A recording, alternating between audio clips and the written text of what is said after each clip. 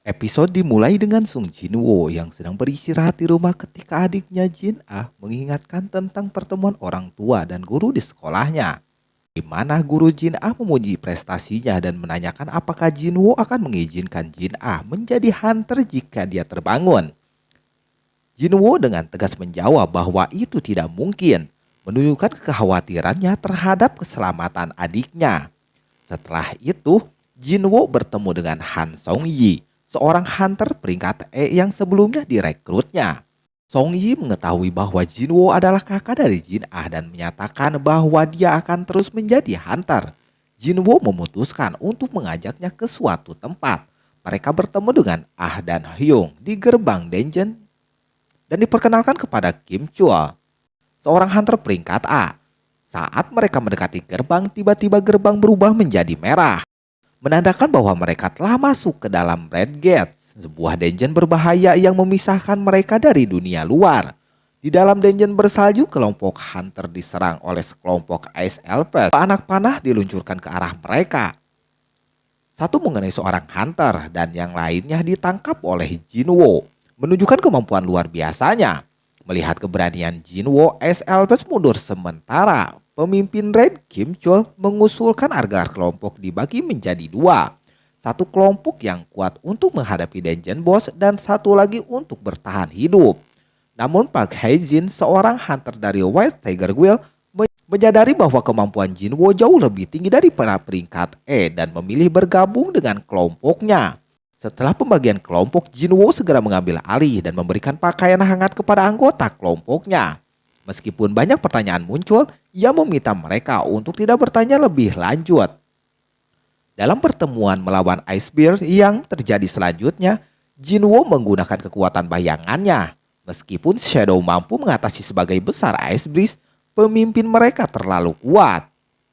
Dalam situasi ini, Jinwoo memanggil Igris untuk menghadapi pemimpin Icebeard tersebut. Seperti yang diperkirakan, Igris berhasil mengalahkan pemimpin itu. Sementara itu, kelompok Kim Chul mengalami serangan mendadak dari Ice Elves dan hanya satu anggota A-Rank Hunter yang berhasil melarikan diri. Sayangnya Ice Elves kini bergabung dengan pemimpin mereka, Barca, yang menambah ancaman bagi para hunter.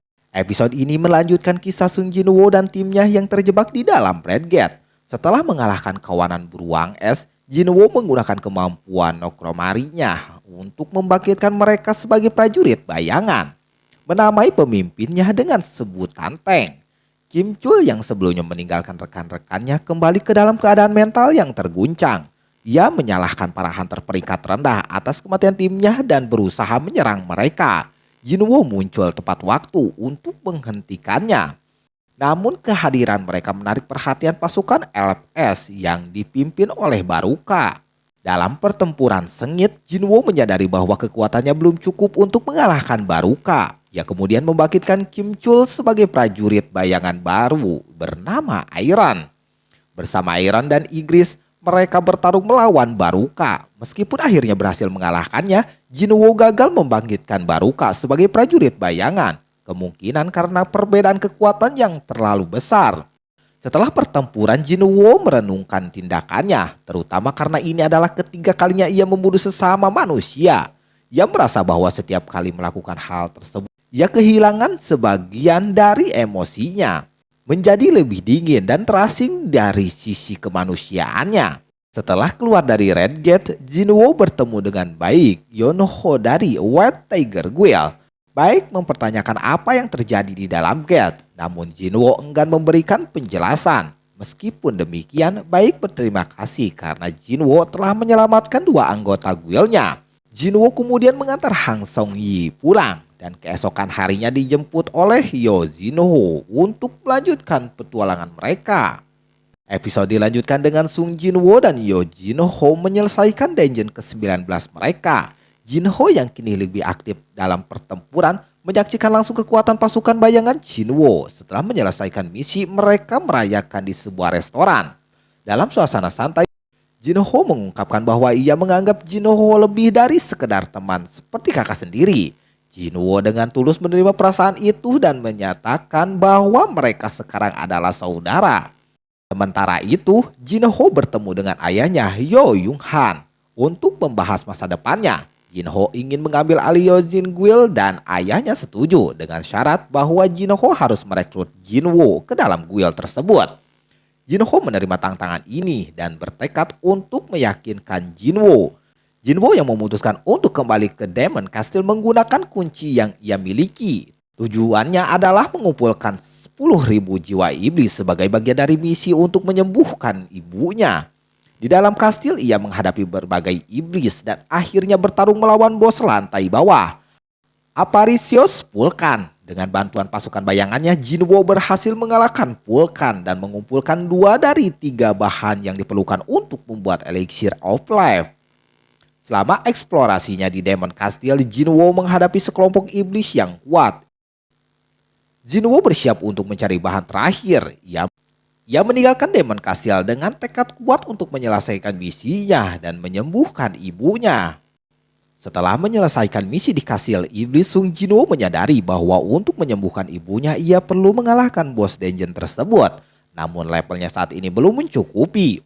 Oleh karena itu ia memutuskan untuk melakukan evaluasi ulang peringkat di asosiasi Hunter. Saat proses evaluasi, alat pengukur mana mengalami error karena tidak mampu mengukur tingkat mana Jinwoo yang sangat tinggi. Hal ini mengindikasikan bahwa Jinwoo berpotensi menjadi hunter peringkat S ke-10 di Korea.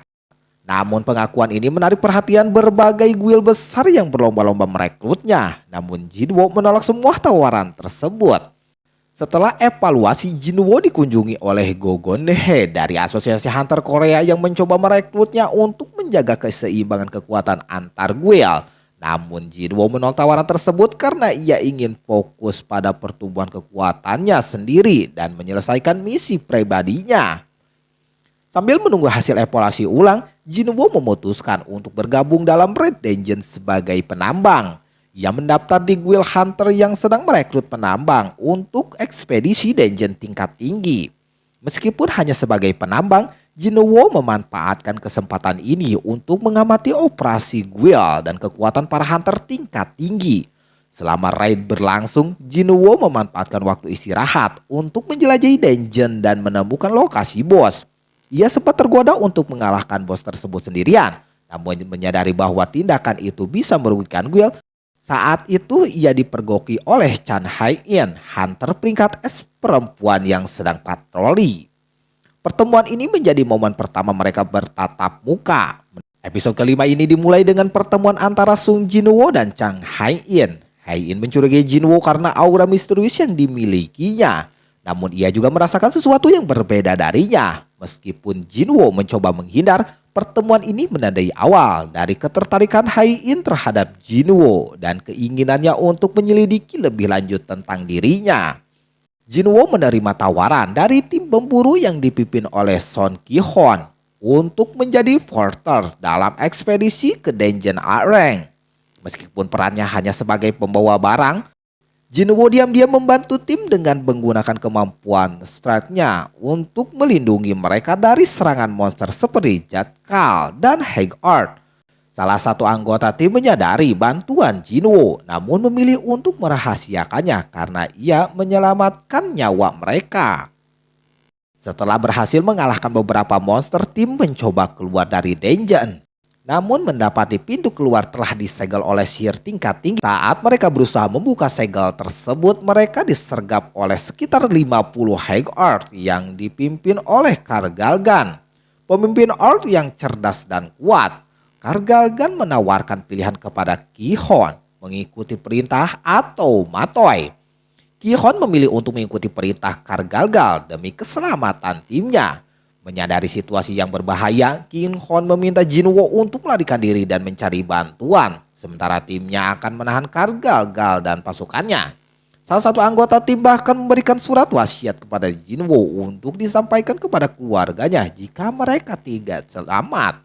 Sementara itu, Hai-in curiga terhadap Jinwoo, mulai mencari informasi tentang keberadaannya dan mengetahui bahwa Jinwoo terlibat dalam ekspedisi Dungeon A-Rank tersebut. Dan episode ini dimulai dengan Chang Hai-in yang curiga terhadap Sung Jinwoo dan memutuskan untuk menyelidiki Dungeon Areng yang sedang dieksplorasi oleh tim Hunter Guild. Sementara itu di dalam dungeon, Jinwoo dan tim Son Ki-hon dihadapkan dengan ancaman besar dari Kargalgal, pemimpin High Orc yang kuat. Ki-hon mencoba menyerang Kargalgal, namun dengan mudah dikalahkan oleh kekuatan sihir dan gravitasi Kargalgal. Melihat situasi kritis ini, Jinwoo memutuskan untuk mengungkapkan kekuatannya yang sebenarnya. Dia memanggil pasukan bayangannya dan memerintahkan tim lainnya untuk mundur demi keselamatan mereka. Jinwoo menggunakan kemampuan baru untuk memperkuat pasukan bayangannya, mempersiapkan mereka untuk menghadapi pasukan High Orc Kargalgal. Pertempuran sengit pun terjadi antara kedua pasukan. Meskipun Kargalgal mencoba menahan Jinwoo dengan sihirnya, Jinwoo berhasil mendekatinya dan mengalahkannya. Setelah Kargalgal tewas, Jinwoo menggunakan kemampuan Shadow Extraction untuk menghidupkan kembali sebagai prajurit bayangan yang diberi nama Tosh. Setelah pertempuran, Jinwoo bertemu dengan Chang Hai-in, Song Kin-ho, dan Wo Jin-chul. Wo Jin-chul meminta semua untuk hadir dan merahasiakan kejadian di dungeon tersebut. Mengingat kekuatan Jinwoo yang luar biasa dan pentingnya menjaga informasi ini dari publik, Ki-hon berterima kasih kepada Jinwoo atas bantuannya. Dan Jinwoo mengembalikan surat wasiat salah satu anggota tim Ki-hon. Episode 7 ini dimulai dengan Sun Jinwoo yang datang ke asosiasi Hunter untuk menjalani evaluasi ulang. Namun ia dihadang oleh bodyguard Lee Min Sung yang sedang mengadakan konferensi pers. Ketua asosiasi Go Gon-hye segera datang dan mengantarkan masuk ke dalam gedung. Di ruang evaluasi, Jinwoo diminta menunjukkan kemampuannya. Awalnya ia hanya memanggil satu prajurit bayangan. Namun karena informasi tentang kemampuannya sudah tersebar, ia akhirnya memanggil seluruh pasukan bayangannya, membuat para pengamat terkejut dan kagum. Pengumuman status S-Rank Jinwoo disiarkan secara luas, mengejutkan banyak pihak, termasuk adiknya Jin-ah dan rekannya Yojino. Setelah evaluasi, Jinwoo kembali ke dungeon Kastil Iblis untuk melanjutkan misinya. Ia mempersenjatai dirinya dengan perlengkapan baru dan memasuki lantai ke-76. Di sana ia menghadapi iblis besar dan berhasil mengalahkannya dengan bantuan bayangan High Orc bernama Kiba yang dilengkapi dengan Superhero of Paris. Jinwoo kemudian membagi pasukan bayangannya menjadi 4 kelompok untuk mempercepat penjelajahan. Namun ia menyadari bahwa salah satu kelompoknya menghadapi kesulitan dan memutuskan untuk menyelidikinya. Jinwoo menemukan bahwa kelompok bayangannya diserang oleh kesatria iblis yang kuat. Ia bertarung melawan 4 kesatria iblis, berhasil mengalahkan 3 di antaranya. Saat menghadapi yang terakhir, Jinwoo merenung apakah makhluk sihir seperti mereka bisa merasakan kekuatan, menandakan pertumbuhan kekuatannya yang signifikan. Episode ke-8 dimulai dengan Sun Jinwoo yang menghadapi seorang kesatria iblis wanita. Setelah pertarungan singkat, kesatria tersebut menyerah dan memperkenalkan dirinya sebagai Esil Radiru, putri tertua dari keluarga bangsawan Radiru. Esil menawarkan bantuan kepada Jinwoo untuk membimbingnya melalui Demon Castle dengan imbalan keselamatan bagi dirinya dan keluarganya. Jinwoo menerima tawaran tersebut, menunjukkan perkembangan dalam karakternya yang mulai terbuka terhadap kerjasama. Dengan bantuan Esil, Jinwoo mendapatkan izin dari ayah Esil untuk melanjutkan perjalanan ke lantai tertinggi Demon Castle.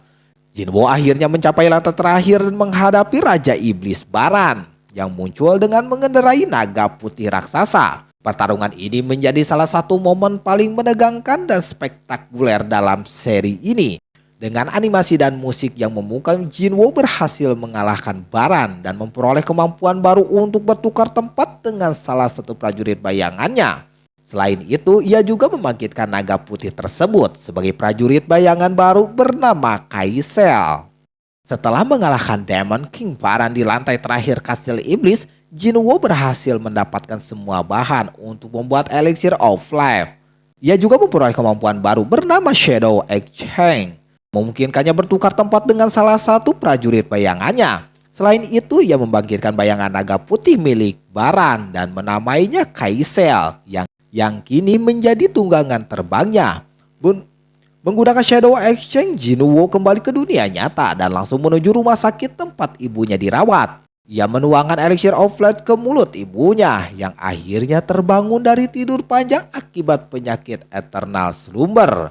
Momen ini menjadi sangat emosional, di mana Jinwoo dan ibunya saling berbagi kebahagiaan dan air mata setelah bertahun-tahun berpisah. Setelah ibunya pulih, keluarga Jinwoo kembali ke rumah mereka. Di sana mereka membersihkan rumah bersama dan menikmati kebersamaan keluarga yang telah lama hilang. Jinwoo merenungkan perjalanan hidupnya, mempertanyakan apakah ia telah melewati batas sebagai manusia demi kekuatan dan keselamatan keluarganya. Sementara itu, Asosiasi Hunter Korea dan Jepang mengumumkan rencana serangan keempat ke Pulau Jeju untuk menghadapi ancaman semut raksasa. Para hunter Ice Rank dari kedua negara mulai berkumpul dan berlatih bersama. Ini dibuka dengan suasana tegang di antara para hunter elit Korea dan Jepang yang berkumpul untuk persiapan serangan ke Pulau Jeju. Untuk menguji kekuatan dan kekompakan tim, mereka mengadakan pertarungan latihan. Pertarungan ini memperlihatkan kemampuan luar biasa dari para hunter, namun juga mengungkapkan ketegangan yang tersembunyi di antara mereka. Di tengah latihan, Chang Hae-in menunjukkan keahliannya yang mengesankan. Namun ketika rekannya baik Yeon-ho terdesak oleh serangan dari hunter Jepang, Hae-in bergegas membantunya. Serangan balasan dari hunter Jepang hampir mengenai Hae-in, tetapi Sun Jinwoo muncul tepat waktu untuk melindunginya. Kehadiran Jinwoo memicu tantangan dari Goto Ryuji, pemimpin guild Jepang yang ingin menguji kekuatannya Jinwoo. Pertarungan antara Jinwoo dan Goto berlangsung singkat namun intens. Keduanya menunjukkan kekuatan luar biasa, tetapi pertarungan dihentikan oleh para hunter lain sebelum mencapai klimaks untuk mencegah kerusakan yang lebih besar. Setelah pertarungan, Jinwoo memutuskan untuk tidak ikut serta dalam serangan ke Pulau Jeju, memilih untuk menghabiskan waktu bersama ibunya yang baru saja sembuh. Namun ia diam-diam mengirimkan pasukan bayangannya untuk membantu para hunter dalam misi tersebut. Sementara itu di Pulau Jeju, para hunter menghadapi ancaman yang lebih besar dari yang mereka perkirakan. Seekor semut raksasa yang telah berevolusi muncul, menunjukkan kecerdasan dan kekuatan yang luar biasa. Kehadirannya menandakan bahwa pertempuran yang sebenarnya baru saja dimulai. Gabungan para hunter S-Rank dari Korea Selatan dan Jepang ke Pulau Jeju yang telah dikuasai oleh koloni monster semut, tim Korea yang dipimpin oleh baik Yeon-ho, Choi Hae-in, dan Choi Jong-in masuk ke sarang semut untuk menghadapi Ratu Semut. Sementara itu, tim Jepang yang dipimpin oleh Goto Ryuji bertugas menahan pasukan semut di luar sarang. Di dalam sarang, para hunter Korea menghadapi perlawanan sengit dari Ratu Semut dan pasukannya. Cha Hae-in menunjukkan kemampuan luar biasa dengan membunuh lebih banyak semut dibandingkan rekannya, baik Yeon-ho. Choi Jong-in menggunakan sihir api naga, sementara baik Yeon-ho berubah menjadi wujud hewan buas. Setelah pertempuran yang melelahkan, mereka berhasil mengalahkan Ratu Semut. Namun kemenangan mereka tidak berlangsung lama. Dari dalam sarang muncul sosok mengerikan, Beru, Raja Semut, yang merupakan prajurit elit dan anak dari Ratu Semut. Beru memiliki bentuk humanoid dengan sayap exoskeleton hitam yang menyeramkan. Ia dengan mudah mengalahkan para hunter, termasuk Choi Hae-in, dan membunuh Min Byung-gu dengan kejam. Sementara itu tim Jepang yang berada di luar sarang mengalami kesulitan. Komunikasi dengan tim lain terputus dan mereka mulai menyadari ancaman besar yang datang. Beru muncul dan menyerang mereka. Meskipun Goto Ryuji mampu menangkis serangan pertama, rekannya Ishida terbunuh dengan cepat. Tim Jepang menyadari bahwa mereka menghadapi musuh yang jauh lebih kuat dari yang mereka bayangkan. Sung Jinwoo tiba di Pulau Jeju bersama pasukan bayangannya untuk menghadapi ancaman semut raksasa. Dengan kekuatan barunya sebagai Shadow Monarch, Jinwoo berhasil memusnahkan kawanan semut bersayap yang mengancam para hunter rank S. Jinwoo menggunakan ramuan penyembuh untuk menyembuhkan luka para hunter rank S yang terluka parah, seperti baik Yeon-ho, Choi Jong-in, Ma Dong-wook, dan Lee Tae-gu. Namun upayanya gagal menyelamatkan Choi Hae-in yang mengalami luka kritis dan kehilangan kesadaran. Ketika para hunter mencoba melarikan diri, mereka dihadang oleh sosok semut bersayap hitam dengan aura mengerikan. Raja Semut Beru yang ingin membalas dendam atas kematian Ratu Semut menganggap Jinwoo sebagai raja manusia dan menantangnya dalam pertarungan sengit. Pertarungan antara Jinwoo dan Beru menjadi momen puncak episode ini. Pertarungan antara Jinwoo dan Beru menjadi momen puncak episode ini dengan animasi yang memukul koreografi pertarungan yang intens. Jinwoo akhirnya berhasil mengalahkan Beru setelah pertarungan yang melelahkan. Sung Jinwoo yang berusaha menyelamatkan Chang Hae-in yang terluka parah, ia menemukan tubuh Min Byung-gu, seorang penyembuh, dan mencoba membangkitkannya sebagai prajurit bayangan. Byung-gu langsung menggunakan kemampuannya untuk menyembuhkan Hae-in tanpa perintah. Namun baik Yeon-ho meminta Jinwoo untuk membebaskan jiwa Byung-gu, mengingat almarhum tidak menyukai pertempuran semasa hidupnya. Jinwoo menghormati permintaan tersebut dan membebaskan bayangan Byung-gu. Setelah para hunter Korea kembali, Jinwoo tetap tinggal untuk membersihkan sisa-sisa pasukan semut. Dalam proses ini, ia mencapai level 100 dan mencoba membangkitkan Raja Semut sebagai prajurit bayangan. Bayangan tersebut muncul sebagai prajurit peringkat jenderal yang dapat berbicara dan menunjukkan kesetiaan mutlak kepada Jinwoo. Jinwoo menamainya Beru. Beru kemudian dengan cepat menghabisi sisa pasukan semut yang mencoba melarikan diri ke daratan. Episode ini juga memperkenalkan Liu Jiang, seorang hunter kuat dari Tiongkok yang menunjukkan kemampuannya dengan membasmi semut dalam sekejap. Kembali ke Korea, Jinwoo mengungkapkan rencananya kepada ketua Go Gonhye untuk membentuk Will sendiri yang disetujui oleh Go. Saat sedang mengemudi, Jinwoo menerima informasi tentang gerbang peringkat B yang menyebabkan kemacetan lalu lintas. Ia memutuskan untuk menanganinya sendiri. Namun setelah memasuki gerbang tersebut, gerbang berubah menjadi Red Guard, menjebaknya di dalam. Episode berakhir dengan Jinwoo bersiap menghadapi tantangan baru bersama pasukan bayangannya. Nah, inilah akhir dari Solo Leveling season kedua.